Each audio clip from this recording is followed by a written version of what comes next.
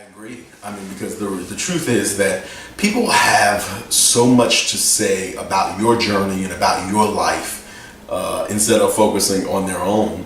One of the greatest breakthroughs that I had, and it was a tough one, it was a tough lesson, was when I stopped allowing people who were not privy to where God was taking me determine my steps. And when I was allowing people who did not know where I was going and where God was leading me and where God was taking me, when I was allowing them to determine my steps and my journey and what I did and how I operated, it caused me to misinterpret my season. And sometimes that is what will happen. We don't have to share every single detail of our lives with people. And sometimes people will think that you're being secretive, that there's something wrong, that you must be living in sin, that you must be doing this or that. No, I don't have to share every detail of my life and what God is doing in my life with everyone. It's not me being secretive. It's not me living in sin. It's just me knowing that some stuff is my business and not yours. And when we allow so many people to determine our steps, to critique our journey, to critique the moves that we are making, it causes us to misinterpret our season. You know, a lot of people I've known for years that, listen, I can't stand the heat. This brother cannot stand the heat. And they just thought, he just doesn't like being hot. Well, no, medically, I actually cannot be in an environment where I am hot because it does things to me. And I just can't do it. I just cannot do it. And it causes my body to react certain ways. But one of the interesting things is that if I am too cold, I will start to sweat and then I will get crazy uncomfortable. You know, in the midst of this past summer, I had to go minister somewhere and I showed up with jeans.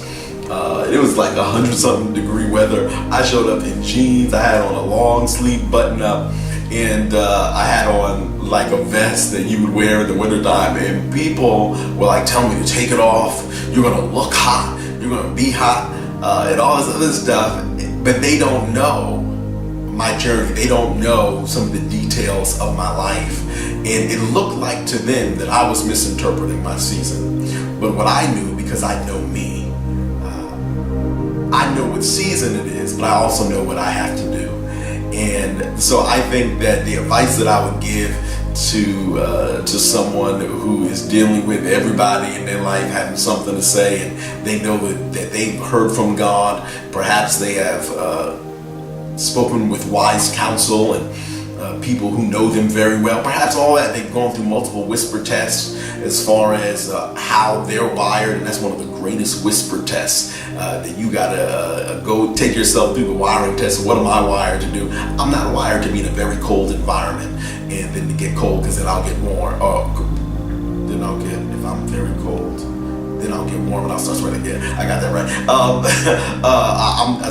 I know how I'm wired, so I've got to do what sometimes doesn't make sense to you. So you go through those tests, and I would just tell somebody who's going through that, man, learn God.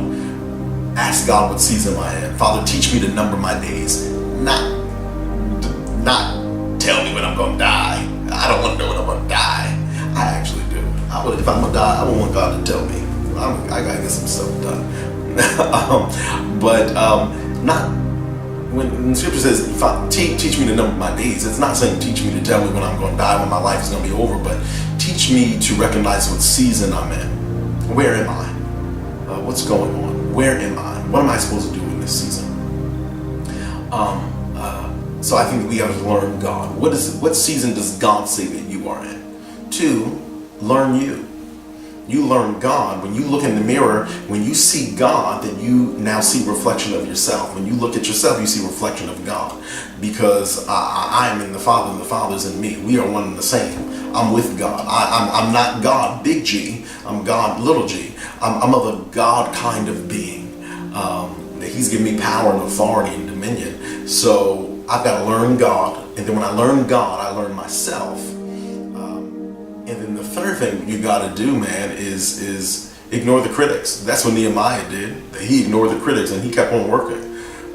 So if you know what season God says you're in, then you come into agreement with God. Says God says I'm in this season. I say I'm in this season. That's the second thing. be imitators of Christ. I'm just saying what God said. God's giving me a cheat sheet in this thing called life. That I just say what he said in the third thing. Just ignore the critics, man. Ignore the critics. Stop allowing people who do not know where you're going determine your steps. You'll be all good. You'll be all good. You'll be all good. Don't sweat it. Don't sweat it. And it's crazy sometimes, because by me putting on those extra layers, you would have thought that I would have been sweating like crazy. No. Putting on those extra layers actually keep me from sweating. Why? Because I know God and I know me. And I know what season I'm in, and I know how I'm wired. Period. Period. Forget the critics, y'all. Keep it going.